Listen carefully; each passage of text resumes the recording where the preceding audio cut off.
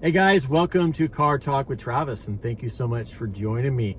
I have an amazing friend here. Her name is Madison, and we are in Baton Rouge, Louisiana. Yes, we are, sir. Welcome to Car Talk, and thank you so much for joining us. Wanted to just talk about your story, when you got sober, what that looked like, when your addiction started. Yeah, so pretty much I was living overseas in Europe for the ages of about 12 to 16 years old, and when I moved back to America, I was in the middle of high school. I was like 16, 17 years old, went into extreme depression, anxiety, being a new kid, moving back, across to a different country, all this stuff, and got heavily into drinking and drugs, and went off to college. And at 19 years old, I realized I had a really serious problem. And so let me ask you this. So when you're in Europe, how old is the drinking age and stuff there? At the time, there was like no drinking age. Oh, okay. Now you have to be 18, I believe. But at the time, you could be, 12 years old and order a beer if your parents were there. Wow. I used to order Cosmopolitans at Chinese restaurants because they would always serve me. So yeah, that was my first drink, was a Cosmo, and I'm kind of embarrassed to admit that now, but it's fine. So yeah, I got sober at 19 years old. Admitted I had a problem, admitted that my life was unmanageable, and I went away to an all-female treatment center for a whole year. And I just celebrated 8 years yesterday. That is awesome. Yeah. 8 years. It's so funny that the more years I get, it's like they start blending together a little bit, right? I think the first 5 years was so challenging. Yes. And every day can be challenging, but the first 5 years it was like I had legal issues. I couldn't get a job. They say 5 years for your brain to heal from all the addiction. So you've got so many things going on.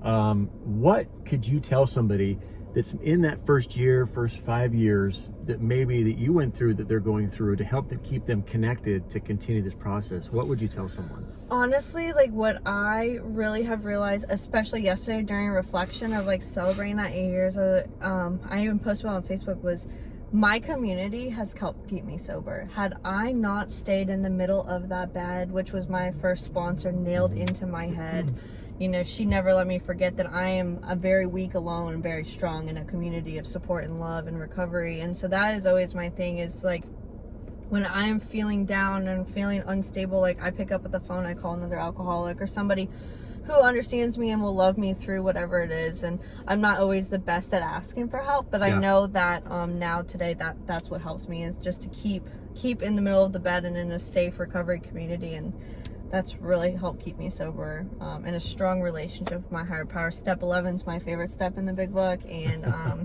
I love when more is revealed on my spiritual journey. Yeah.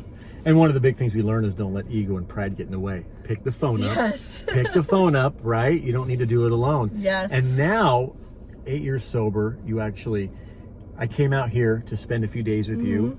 You work in the industry. Who do you work for, and what are you doing now? So I'm the Director of Business Development for St. Christopher's Addiction Wellness here in Baton Rouge, an all-males dual diagnosis program. I also am a national marketer for Canyon Crossing Recovery, which is an all-female dual diagnosis program in Prescott, Arizona. And so I am your gender-specific girl. I love gender-specific treatments, one of my favorite things.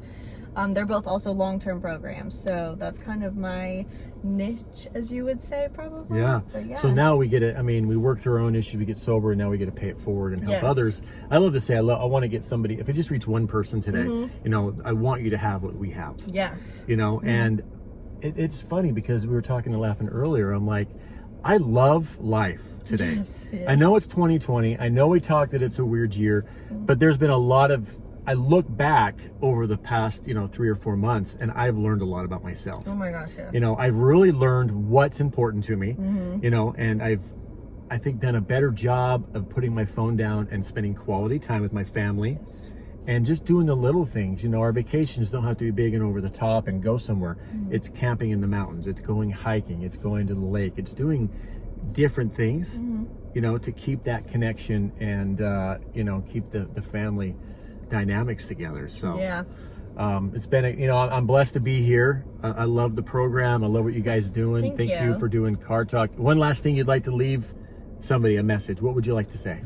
Oh my gosh. Well, probably to the person who, my message would be to a person who is considering getting sober and question whether or not recovery is for them or not. I just want to say that I know at 19 years old, when I decided to get sober, I had no idea what my life would be. And today, like, this life is so incredible, and I'm so blessed, and I see miracles all around me, and it's, you know, an honor to work with someone like you, and we get to help people every single day. And like you say, if we can help one person in this lifetime, we're doing really good. Yep. And if you're in a moment of crisis, remember this too shall pass. Yes. You know, that's a big thing. Pick the phone up, ask for help. Much love, everybody. Thank you for your continued support and watching Car Talk. Madison, thank you so much. Thank you for having me. All right, guys, have a great day.